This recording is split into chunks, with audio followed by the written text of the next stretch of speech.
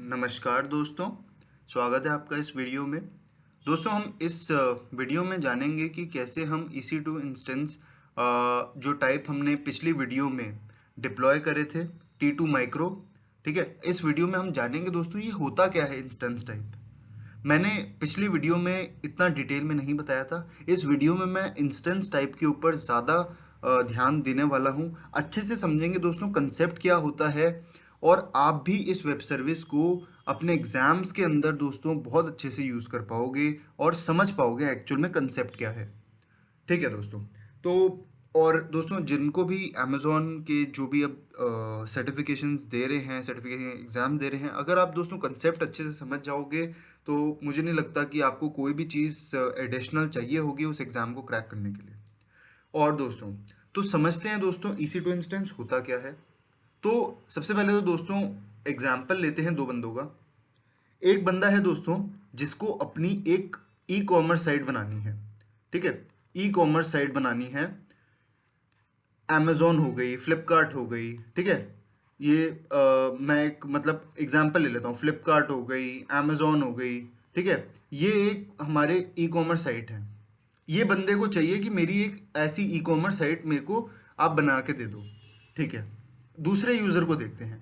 दूसरे यूज़र को क्या चाहिए दोस्तों कि उसको अपनी एक उसने गेम बनाई है और उसको गेम डिप्लॉय करनी है सर्वर पे, ठीक है। गेम उसने कोई भी बनाई होगी दोस्तों, जैसे आपकी होगी कैंडी क्रश हो गई, या फिर कोई भी गेम हो सकती है हाई एंड ग्राफिक वाली, पबजी ले लो या फिर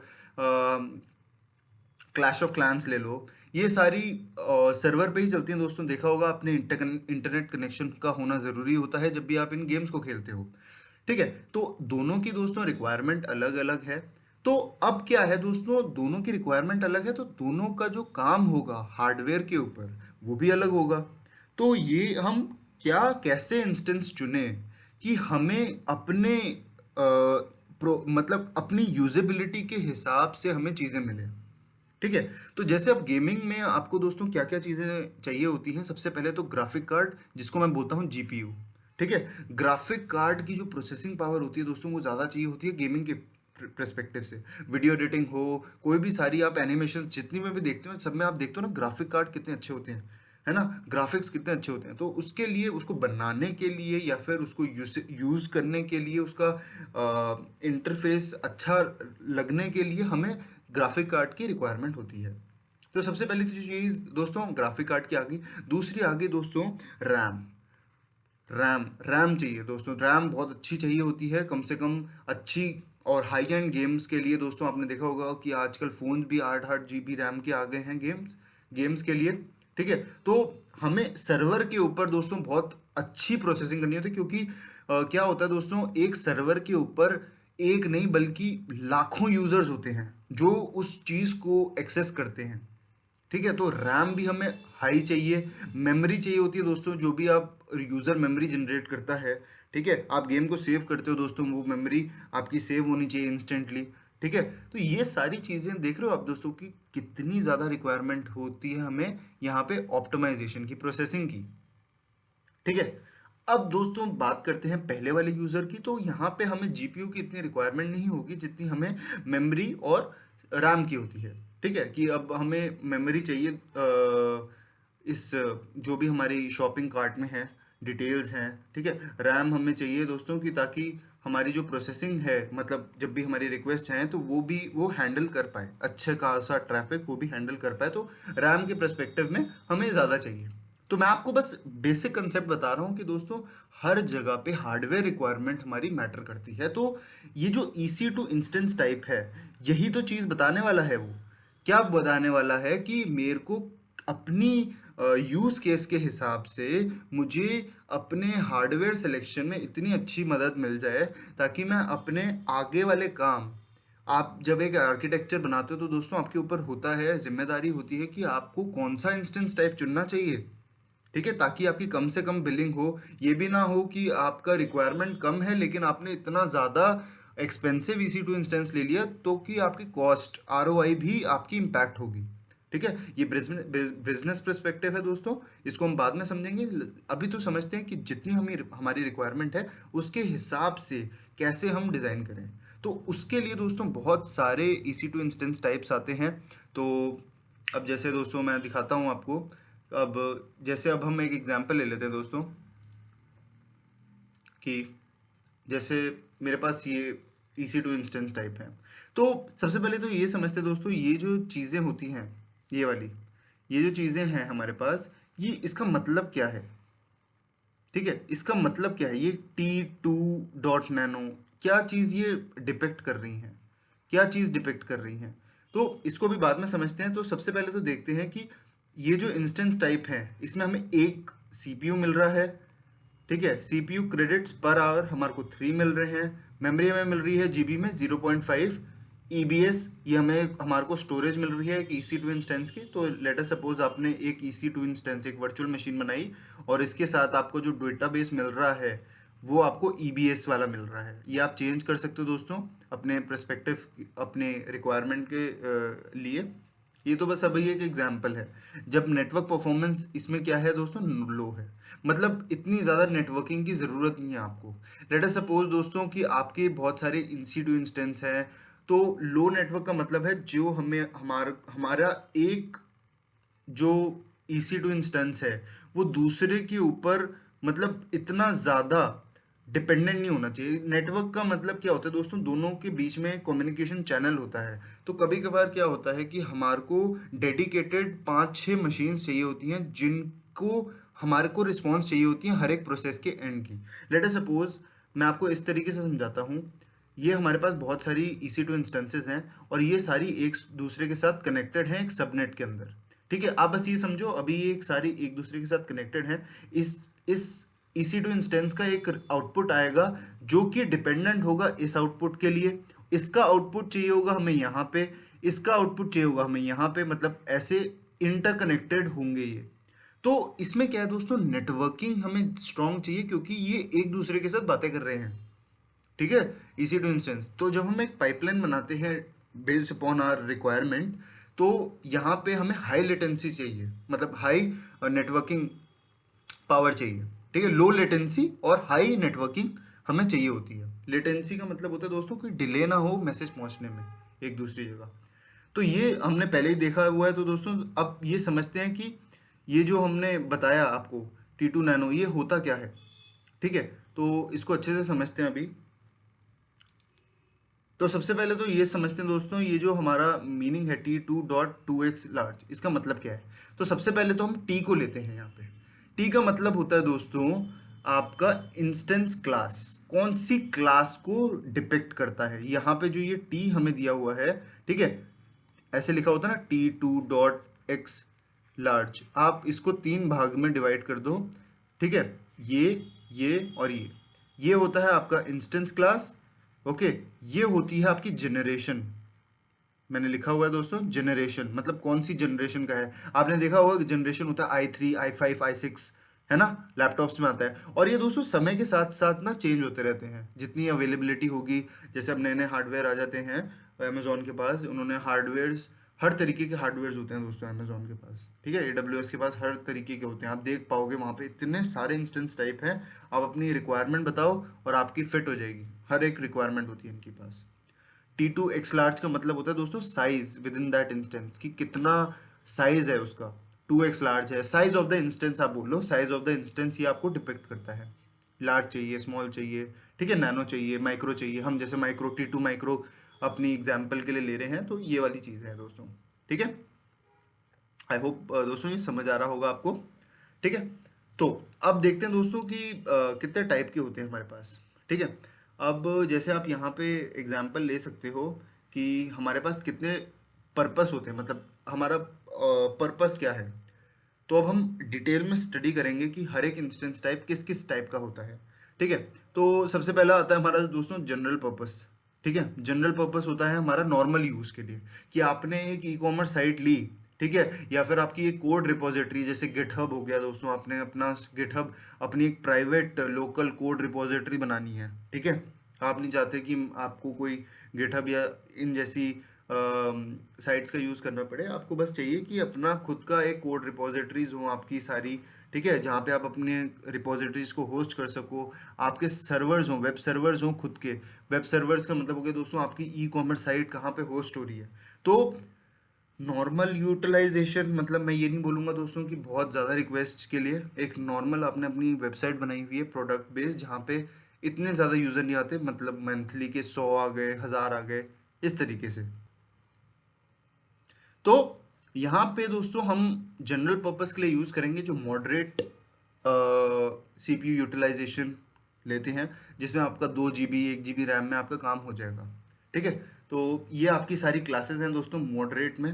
ये सारी की सारी जो भी क्लासेस आप देख पा रहे हो, ये सारी की सारी आपकी मॉडरेट में आती हैं। तो ये यहाँ पे क्या कह रहे हैं, general purpose instance provides a balance of compute memory and network resources. तो दोनों के बीच में बैलेंस रहता है दोस्तों। ये नहीं कि आपको नेटवर्क भी ज़्यादा चाहिए, मेमोरी भी ज़्यादा चाहिए और कंप्यूटिंग पावर भी ज़्यादा चाहिए।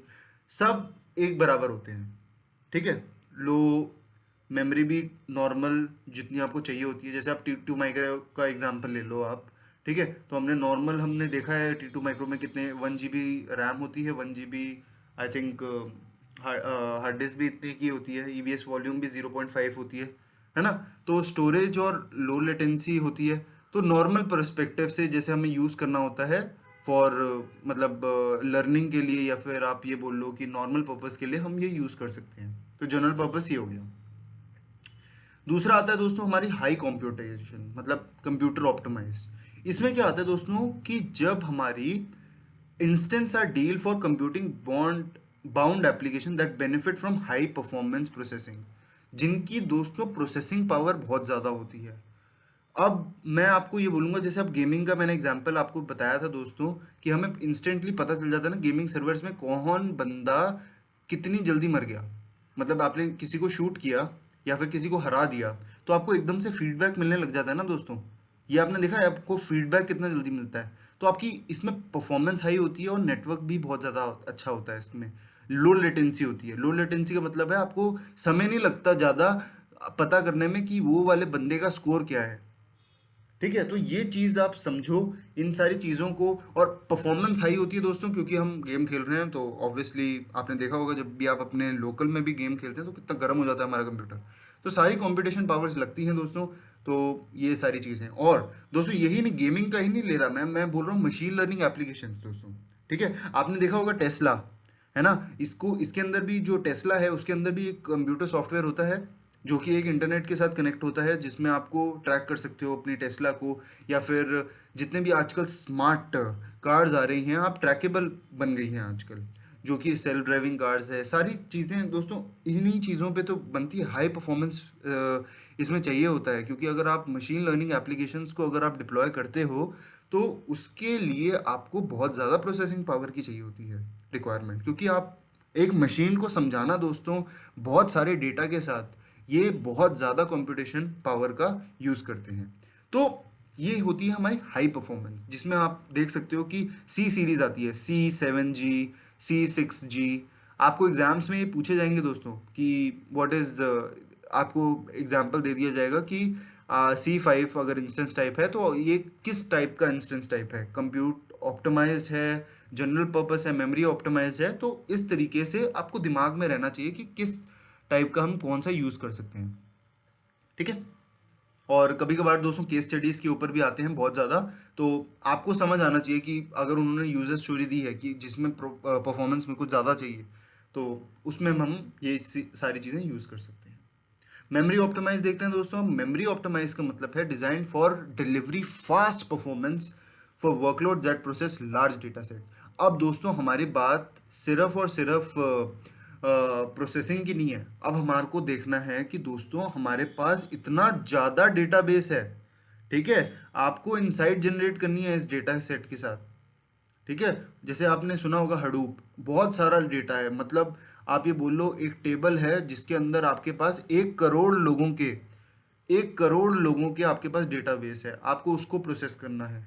ठीक है, process large data sets in memory, और मेमोरी के अंदर ही आपको करना है, तो आपको उसके लिए मेमोरी ऑप्टिमाइज चाहिए होगा दोस्तों। मेमोरी वहाँ पे ज़्यादा इंपॉर्टेंट रोल प्ले करती है, क्योंकि हमारे को रिक्वायरमेंट है, वो हमारा पर्सपेक्टिव क्या है, डेटा।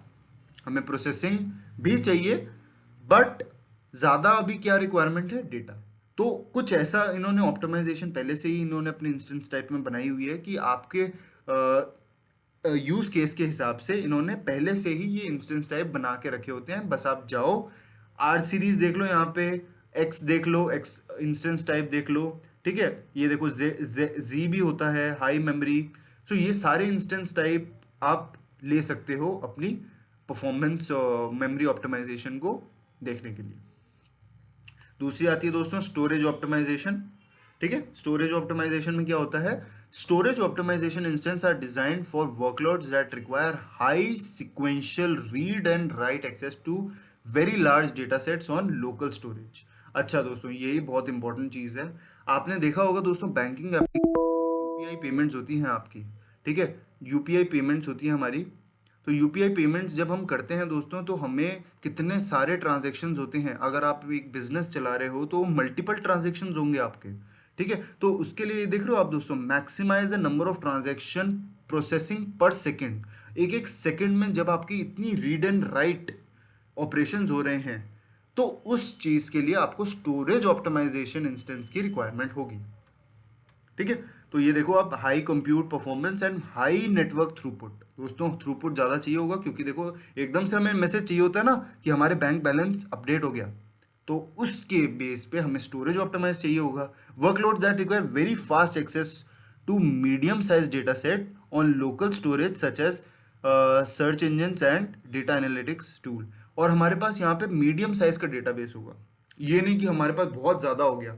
अब ये पूछेंगे लोग कि मेमोरी ऑप्टिमाइजेशन और स्टोरेज ऑप्टिमाइजेशन में डिफरेंस क्या है, तो यहाँ पे आपका मीडियम साइज का डेटाबेस रहता है, लेकिन इस डेटाबेस में multiple time read and write operation होता है।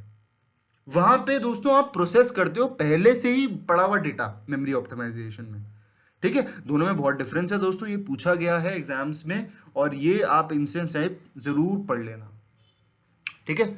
और दोस्तों और इंस्टेंस टाइप भी होते हैं, ये अभी मैंने आपको एग्जाम्स के पर्सपेक्टिव से अभी ये वाले जो इंस्टेंस टाइप थे हमारे मेन थे दोस्तों, ठीक है। अब कुछ ऐसे भी होते हैं दोस्तों, मैं आपको वेबसाइट्स बताता हूँ सबसे पहले तो, ठीक है।